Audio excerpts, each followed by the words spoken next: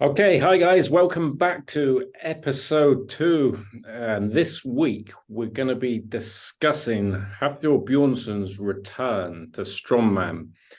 So I think if we just kick off with the fact that obviously he attempted to go for the all-time powerlifting raw total world record. Now, it didn't go to plan because he tore his pec. I've got to say, or it's not going to be popular opinion amongst strongman fans, but I was in favor of him going for that because I thought the kind of legacy that it would leave him as a strength athlete if he was able to do it. But it's easy to say in hindsight, of course. I did always have my doubts purely because of the time frame he set himself.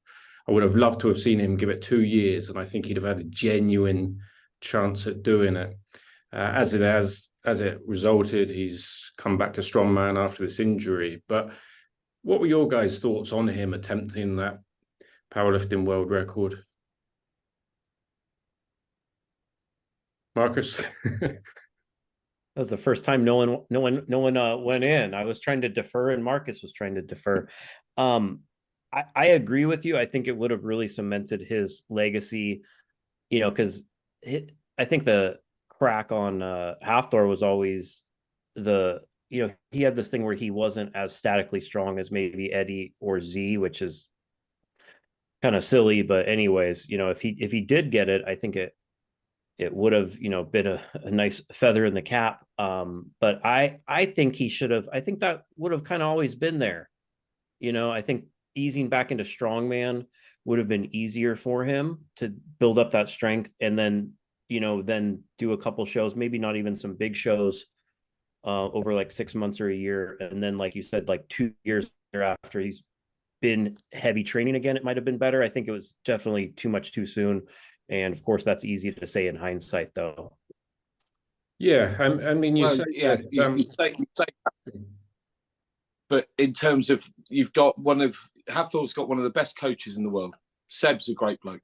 He says it as it is. I'm pretty sure that they sat down, tried to figure things out in terms of what is possible. Obviously, we know in terms of its application of power is phenomenal when he decides to switch it on. You're right about timescale. I think the moment you draw the line in the sand and that's it, it's categoric. You're setting yourself up a little bit because there is no margin for error. But the problem is the chaotic nature of what strength sports can bring.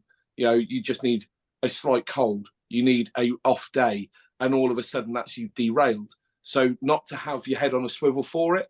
Obviously, the manner in which it happened it sucked because do you know what, he was on target, but again the timescale was too short. It's the same as what I've said to a lot of people when you're looking for a pinnacle lift, or you're looking, first you have to, and you've got the perfect background for this, Matt. First you need to leave the atmosphere, then you got to figure out how to get to the moon. They're two entirely different things. So setting yourself up for that, enjoy your spacecraft with your world domination. Setting yourself up for something like that, it does need time. It needs, if you're coming from powerlifting to strongman, you're going from linear to chaotic then to linear and the other way around. You need a little bit of time. I think the hardest thing to watch with this, he's got a brilliant setup in the way that he could go about this.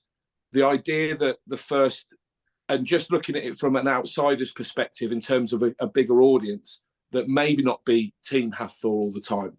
And that is that the first little blip in the career of a powerlifter and you're done, where there's powerlifters out there tearing meat from bone, left, right and centre. He was aligned to a guy, Dan Bell, who is legitimately just an ace bloke, but my God, what a powerlifter, constantly tearing out, but you still compete. You still get your numbers and you still put in. To just dabble a toe in the first time you don't like the temperature just to get back out and then go on to the next. It's the only thing in my mind, which is just, if you're going to come in, are you going to be full-blooded? Are you really going to commit? I hope so, because the man's amazing.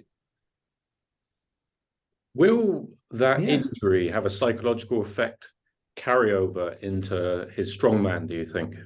Because Thor was notorious for not getting injured. That was one of the huge things for Thor in strongman. He was incredible at staying injury-free the first time through his first strongman career, as it were. What do you think now? That could play into it? little bit of the invincibility goes off. I don't think the pec would be so much of a issue in strongman. He also had that, that foot issue, the 1 year Martins won. 2019 at Bradenton, wasn't it? The plantar. Yeah. And of course, Brian just so had a chest press at the Shore Classic. Yeah, you think if Thor could do the Shaw Classic, of course, but yeah, I think he'd be okay with that. It's a little more controlled. I think Thor will be okay with it, but yeah, I could see how that could happen where that kind of like he's always like it's kind of remarkable he never got hurt, honestly, because like his form was never great, like until like he got with Sebastian and started doing it. Like he was so good, but like he was very chaotic. And honestly, even towards the end, his overhead press, like it was almost like you didn't know how he was doing that with like it showed how brute his power was, because like there's a lot it's not on the level of someone like Rob Kearney, who is he's utilizing every bit of strength he has, where Thor, it's like he's doing 200 kilos or more on a log, but like you're like you think he could do like 500 if he like got everything together. So yeah, I think it shows he's a little human. Yeah, and I mean also even his training, but just his schedule. He was doing Games of Thrones on and off all of the time, so all of it led to what you would expect to be many more injuries. He's built. Yeah, he did immensely well. The fact that early days as well, if you're ever on set and stuff like that, the food is never going to be up to scratch. You can be doing long hours. The lack of sleep, the lack of consistency in what can go on. There's all sorts of things that could go wrong. It's probably not just okay. There may not have been major injuries, but I'm sure he'd have managed a lot of niggles and issues along the way, and learning his body. And that's it. It's your adaptability as you go forward. Because if you can listen to that, you've got some brilliant heads around him as well. Stefan Solvay Peterson is probably one of my favourite strongmen. It's so capable, and he's a really good guidance on what goes on. You've only got to see the way that he has empathy as well for people like Kim Urak, the guy from Greenland. He sent stones out. So having people like that around him that can can probably arrest problems ahead of time, that's been there and very vocal, because they have that tight knit group, is going to be useful to it, because you've got strong people that can say back off. The only concern going forward is because Hathor now is itself is a brand. He's bigger than just a competed athlete coming in. So are you coming in for the realms of being the sportsman again, the competitive athlete, or are you coming in for notoriety? Are you coming in for what you might be deemed as a legacy marker? If it's the latter, I don't think it's a smart move. If it's like, I really want to get my teeth stuck into this again and get dirty, then I think, then he's going to be a real handful, because Hathor as an athlete, he's tidy, really, really tidy. He's one of the greatest of our generation. Yeah, if you go back through the years, he was pretty much bang on for top 3 at every competition for years and years. Very, very rarely he finished outside of top 3. Just before we get to that, obviously this is total guesswork, but people were strongly for or against. Do you think if Thor had, let's say, 2 years and had stayed injury-free, so there's a lot of what's, ifs and buts, do you think he had a genuine crack at breaking the world record in the powerlifting? My opinion is yes. Of all kind of freak athletes out there, he's the one guy I believe could come in and challenge someone like Dan Burr. What's your hunch tell you? Yeah, I wouldn't doubt him. I don't see why not. He's he's an absolute freak. He's a once in a lifetime type of talent as a strength person. Like you look at, like you see, like in like 2009 or whatever it was, when he started competing a little later at Worlds, you just saw him, you're like, what is this? Like, he's 6'9" and the 400 pounds from Iceland, and just looked like he's just ready to do anything. Like that was a man that was put on this earth to move heavy things. No one could deny that. Yeah. So and if you look at like his early training, like deadlift was something that he lost points in, and now he holds the world record in it, right?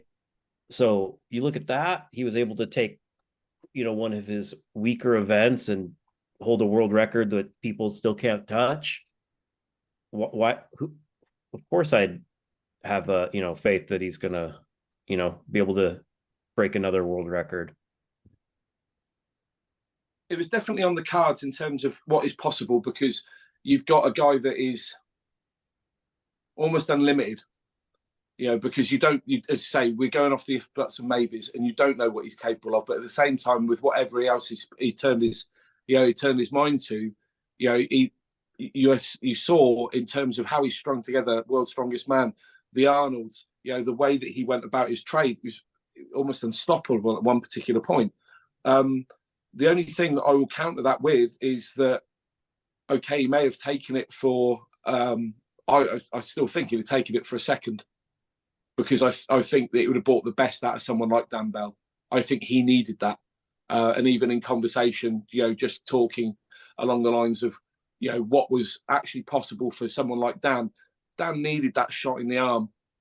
Having someone like Hathor step in, also it gives a huge amount of kudos and shines a light on someone that is incredibly special. Dan Bell of his generation is a phenomenal powerlifter, and I genuinely think Hathor coming in, shining a bit of light and giving him a run for his money and setting the bar would have got the best out of Dan as well, because you got to think that lad's a truck fitter, based out in Florida, working in ridiculous heat.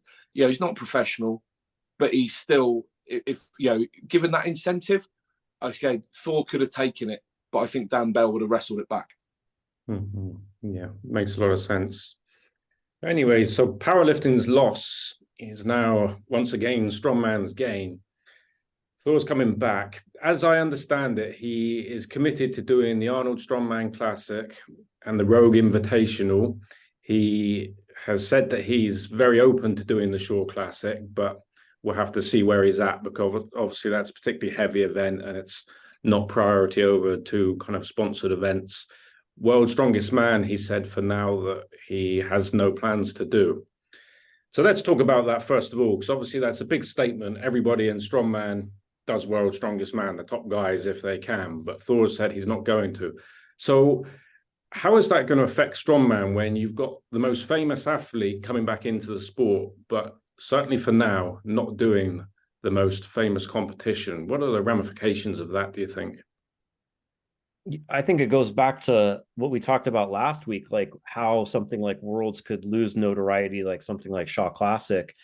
And I think something like that could really, it definitely puts a little, wrench in the spokes of it, because it says a lot. And, whether it's how you think or not, it highlights all of the issues with a show like World's Strongest Man. Whether you think they're right or wrong or whatever, it brings them up, because it's like, why is he not? There has to be an answer. He said it. And that even if that's just his side of the story, that story is getting broadcast out there, and it's going to be the major talking point of Worlds, especially if he does do something like wins Rogue and the Arnold against the same person that is then competing at Worlds. It brings us right back to the, if so World's Strongest Man days, and, Marius going and getting, fourth or whatever at the Arnold and Z winning it. But yeah, it definitely, it doesn't help Worlds, and, it's kind of their own doing.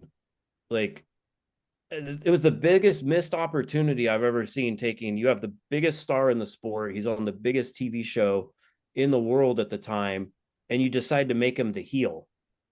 I've never understood that and never will. That's just from a business and a marketing aspect.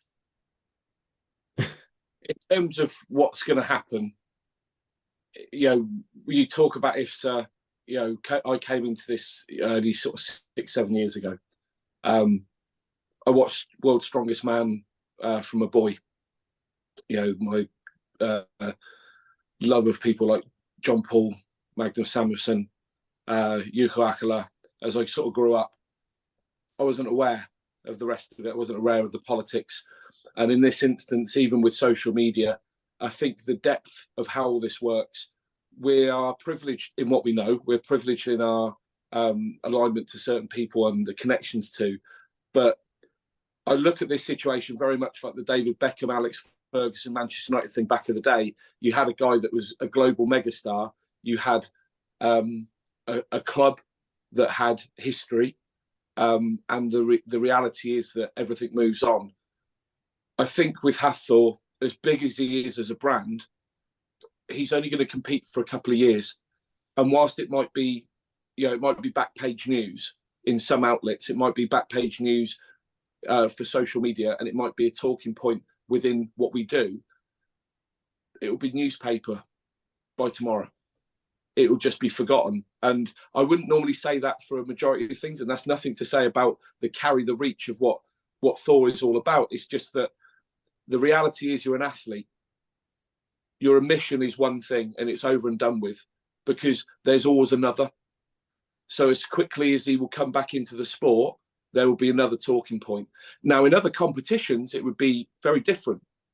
But I think when it comes to Worlds, is what we alluded to last week, in the way that people look at it, view it, and the fact that it is this family entertainment that then is aligned to strength athletes, the pool, the way that this will be played out will be very different to a number of other things, because the greater picture, the majority, the scope beyond our bubble, it won't matter. Yeah. I mean, just as World's Strongest Man is bigger than the sport in terms of the reach it has, Thor also is that. He's bigger than the sport. His name is bigger. Let's say, for example, Thor goes to the Shore Classic. He wins it and is crowned the strongest man on earth. That gets a far bigger reach than just the Strongman fans, because it's Thor. At that point, I would imagine people, even more casual viewers of World's Strongest Man, will go, hang on a minute, what about the Mountain from Game of Thrones? He's the strongest man on earth and he won some competition, yeah? Yeah, it's not to say the questions aren't going to be asked. It's just that it's not going to run deep enough. It just won't. It's not. We're not in the realms of where you had. Go back to sort of our age group, the Jeff Capes back in the day. The omission of people like Kaz, that was massive. That was absolutely massive, and it was such a focal point for so many people. But the reality is, it took years for us to know the actual depth of it, even though it was the only thing on at the time that was anything like it, and had, the numbers that it used to draw were massive around Christmas time in the UK. But those questions were never asked, only inside and on the periphery of the sport, even though that we all knew Jeff Capes as almost like this superhero. He was on every talk show, every TV show, cereal packets. Yet I just think that certain things, whilst they're talking points and they're going to raise certain questions, I don't think they're going to be around for that long, because the way that this moves, the one thing that we have is connection to so many, and so quickly in this real time, series of events, there's always something else. There will always be another talking point. There will always be another athlete. And once something comes up, there's equilibrium to these things. There will always be something, and I say, it will be a bit shit not to have him there, because he's a brilliant barometer for so many people, and a lot of the athletes are going to be the ones that are missing out, because they want to test themselves against one of the greatest that has ever walked that stage. But the reality is, there'll always be the guy that wins it, and he will be the talking point. Yeah, I think just like we said, last week with IMG and stuff, I think it's a little blip, but they have that long view, the long game. They have the rights. They're like what Marcus is saying. In the grand scheme of things, it's just another thing for us dorks to talk about. But they'll just keep making money. Yeah, it all comes back to the money and media power that World's Strongest Man have. Yeah, it's all about the show. Yeah. Okay. Trying to figure out where Thor will be against this new crop of guys that in many cases he hasn't faced yet. Obviously, Mitchell Hooper primarily being the one. Let's take Peak Thor 2018, I would say his peak, but even 19 into 20, he was winning the Arnolds. He was looking, incredibly good against Mateus, who was on top form, Martins Lissus. In my opinion, 2018, 2019 Thor was a fair bit ahead of anybody now. Take Tom Stoltman, Mitchell Hooper, these guys right at the top. First of all, is that the way you guys see it? A Peak Thor would come in and be ahead of the top guys right now? Yeah, I think I've said over and over 2018 Thor, for that period, maybe not the longevity of a Brian Shaw, a Big Z. So you can't say greatest of all time, but in that moment, it's hard to see him. He had a little bit of weaknesses, but he was so dominant in so many ways. Didn't matter the events, didn't matter the show, didn't matter the format. He looked like he was possessed. Like he looked like the Mountain Reborn. Like his eyes looked the same as the TV show, no matter the makeup. Like I don't know what was going on, but like there wasn't anything stopping him until he broke his foot. And I don't see past, present, future at this point. I haven't seen anyone that looked that dominant in the sport ever. 5 years is a long time, and that's even if you're competing. The fact that you've been out, and then you look at the other aspects that have changed the sport. The way that Mitchell Hooper has come in is, you've got to tip your hat to the man for the way that he has gone about applying himself, applying common sense and logic to what, if you come from other sports, there's a lot that happens within strength sports, which it seems illogical. And there's a lot that could be learned from other sports and brought in, but obviously you're just listening to big guys, not always through to those with a career's worth of knowledge. So Mitchell has given a really good indicator to everyone else how they can be professional, how they can raise their game. Is he genetically superior to everyone that's been before? He certainly has brilliant attributes, but he's not from out of this world. He's still human. But what he's done is it gives great kudos to his application and the way he's gone about his trade, because he takes it really bloody seriously, which he should. So that's an indicator to everyone else. They can use that correctly. I'd like to see people take that challenge and say, right, okay, what can I do? How many hundreds of things can I improve by 1%? But even if you take the 2018, 2019 Hathor,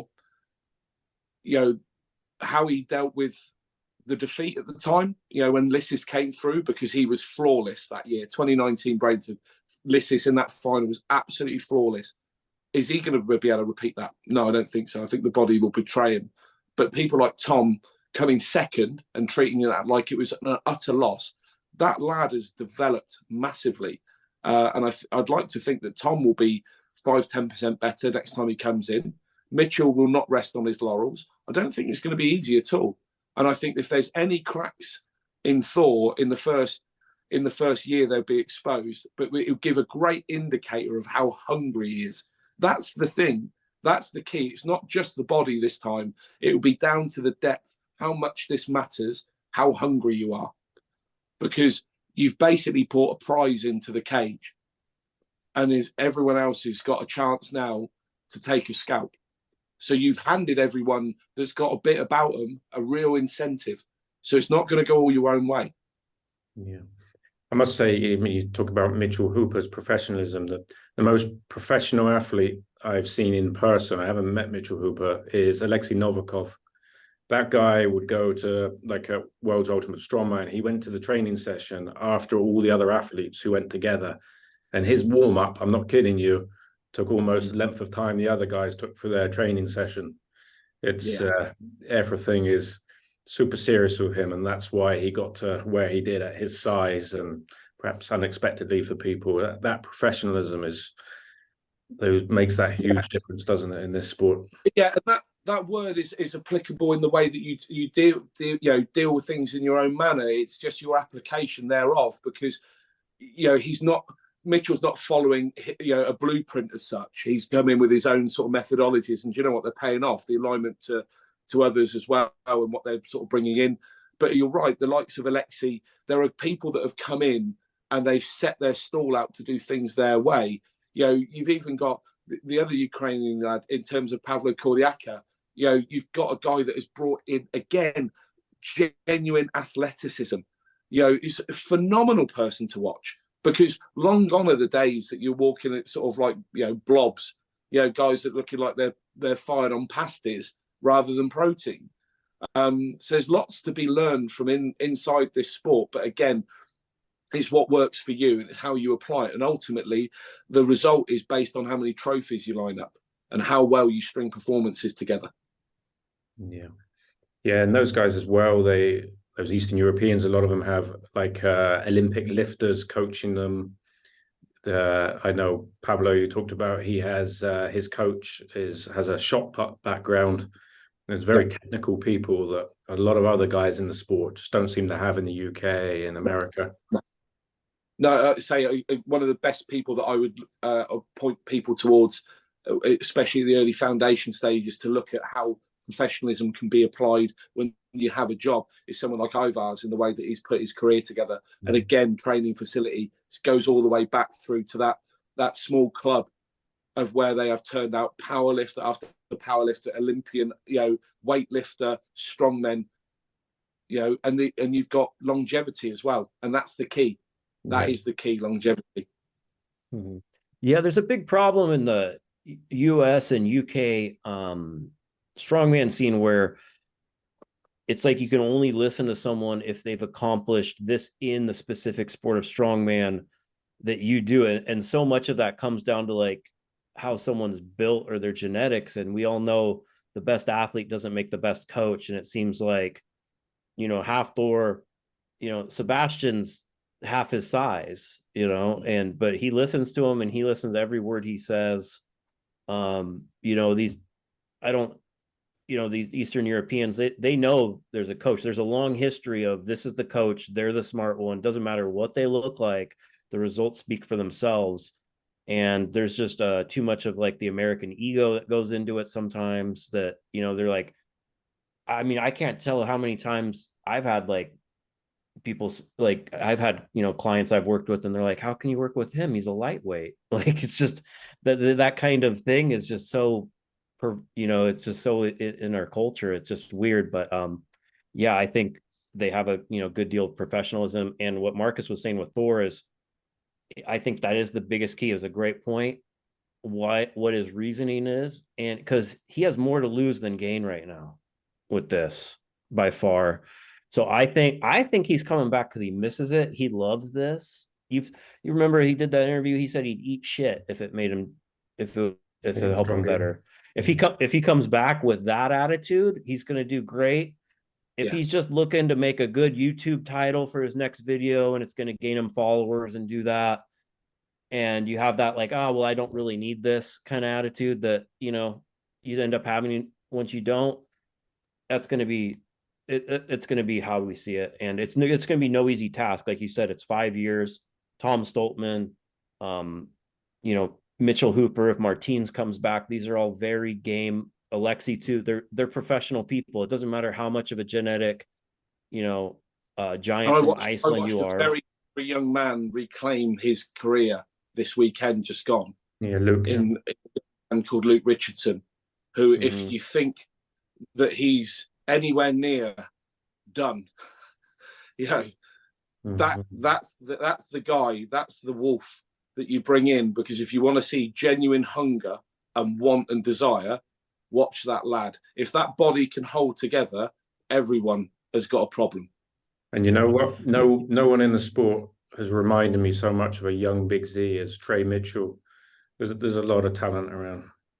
Yeah. The depth makes it so you can't rest on your laurels with the depth of the sport now. Yeah, it sounds like to me you guys are more leaning towards Thor not being fully committed and therefore not finding the success that he did before. Am I right in assuming that? I think it's going to be hard to ascertain until he's the only one that really knows, truly. And again, it might come down to either a tough event, a possible injury, or something, you know, a niggle. And it's that I would like to think, especially after the powerlifting, because I think there'd be a tiny little sting of pride in him. It's just been like, fuck, I look a bit of an idiot here, because it will be, I wanted that and I can't convey it to the outside world. I think we do take sometimes into the whole, Hathor's team and the home, the home competition bully, the way it's all set up and it's in my gym. You forget what got him there. And you don't get that by being a hometown bully. You get there by having want and desire. So he's got it. It's in him. And you can't cheat that. I'd like to think, and this is the romanticism again, that the moment he's reminded of where he is on that stage again, whatever has gone through his brain to get him to that point, it'll ignite the rest. And what you'll see, the next competition is a far more rounded, hungrier animal. Yeah, I think he has the desire, or he wouldn't do this. I'm just saying that's kind of what we'll see how it goes as far as it. Like, Matt would know. You spent more time one-on-one with Hathor than Marcus or I have, I'd say. So I think you'd have a little bit more insight there. But I don't think he's one that he doesn't want to do everything all the way. I think he has a lot of pride, and I think he truly loves strength training. I think he did the boxing for a payday, and you saw how committed. Like, he didn't have to commit himself the way to actually try to become a boxer as much as he did to get that payday. But he's, from what I can tell, he seems like he did not enjoy doing that, but he still did it. Yeah. He loves lifting heavy weights. Yeah, I agree. I think that is the difference, even with the powerlifting, I think, to a degree. I think strongman is his genuine passion. Mm-hmm. Therefore, I believe he'll be fully motivated. What the unknown is what his body will allow him to do this time round. The way I see it, Thor at 90% of where he was when he retired would be enough to come back and win the big competitions again. But of course, time's going to tell. We're going to see. Yeah, just getting old sucks. Yeah, I mean, look, Thor's 34. He'd be turning like 35, I think, when he does the Arnold. So all these guys, Mitchell and Tom, in their 20s, Alexei. So he's suddenly like the old man of the sport from all those years, being the young guy but behind Brian and Z. It's funny how quickly these things change, isn't it? Yeah. And that's a lot of strongman years. People forget that too. They look at people like Mark Felix, who got in the sport when he was 37 or so. Yeah. Yeah. The strongman years, those are like dog years. They age you. Yeah. Let's just cover a topic quickly, get your guys' thoughts, because people are always going to talk about it. I think Time's a great healer, and I think a lot of the rift between him and Eddie in terms of the fans has passed. I feel like now there's a lot of excitement about him returning, whereas before, when all that was going on, it would have been really kind of down the line. But I've seen much more positivity this time. So I think that's a great thing. And obviously there is that split with World's Strongest Man, but then Eddie, of course, is great friends with Brian, and Thor has said he's absolutely open to doing the Shore Classic. And I know Brian has also said that he'd be pleased to see Thor there. So I think there's a lot of positivity for the sport in terms of that. But let's get one question out the way. Do you recognize Thor's deadlift of 501 as the strongman deadlift world record? Personally, I do. Yeah, 100%. I think there's a lot of marketing towards it not, but I think it's as legitimate as any other world record, and none of the other ones get brought up. That the same people that criticize the one accomplish themselves. So what are we doing? In terms of, unless there's something specific that says you can't pull that weight in a specific way or an arena, ultimately, we've just talked about what Hathor is. Competitive animal, lays it all on the line. He is not going to stand there, put his body through what he put it through, the same as what he did for boxing, to know that he's pulled less, to cheat it anyway. The man's absolutely straight as a fucking arrow. And let's be completely honest, he did that as an FU because he could have pulled more. Every person in this room and everyone watching that saw the size of the man, the intent and what he put himself through to prove a point would know that he could have pulled more on the day. He did that just to... So in terms of does it have the gravity of what the showcase of what Eddie did? No, but also Eddie also he was the first one into space, and it'll always get that because he changed the absolute atmosphere around everyone else. You know, it's like walking out and saying, I'm going to run 100 in 8 seconds. You know, you defy logic, and that's what he did. So you can't take that away. But did Thor beat the weight? Yeah, he did. And he beat gravity. Yeah. And you know what Thor said to me? He was so close to taking that 501 for a double. So close. And he says that he's 100% in his mind he could have done it. And I mean, so yeah, and we mustn't forget he has the elephant bar deadlift world record as well. Obviously, that one gets kind of not talked about so much, but there it is. And during World's Strongest Man this year, JF Caron and I did an interview, and JF talked about in China when they did the obscure competitions where they were kind of stacked almost like on a pyramid. And he said he remembered Thor just kind of throwing up a washing machine. And he remembered that point was the moment he thought, this is the most incredible strongman athlete I've ever seen, because this is exactly what strongman is all about. Weird objects in weird angles, and Thor could do it all, which other people couldn't. And I think and a disregard for what seems logical. Yeah. All right, guys, I think we'll leave it there. It's great news Thor's coming back. Thanks so much for both your opinions, and we'll see you again next week for episode number 3. Thank you.